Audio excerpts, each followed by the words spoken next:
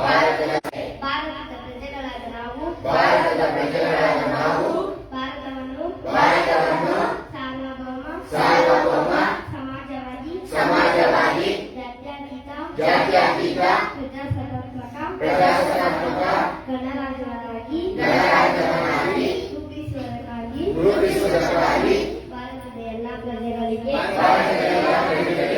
ಸಾಮಾಜಿಕ ಆರ್ಥಿಕ ಮತ್ತು ರಾಜಕೀಯ ನ್ಯಾಯವನ್ನು ವಿಚಾರ ಅಭಿವ್ಯಕ್ತಿ ನಂಬಿಕೆ ಧರ್ಮ ಮತ್ತು ಉಪಾಸನೆಯ ಸ್ವಾತಂತ್ರ್ಯವನ್ನು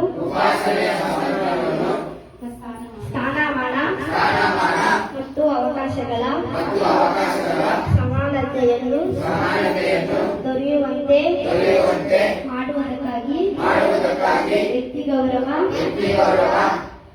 ದೇಶದ ಏಕತೆ ಮತ್ತು ಸಮಾನತೆಗಾಗಿ ಎಲ್ಲರಲ್ಲಿ ಭ್ರಾತೃತ್ವ ಭಾವನೆಯನ್ನು ಮೂಡಿಸುವುದಕ್ಕಾಗಿ ದೃಢಸಂಕಲ್ಪ ಮಾಡಿ ಸಂವಿಧಾನ ಸಭೆಯಲ್ಲಿ 1949ನೇ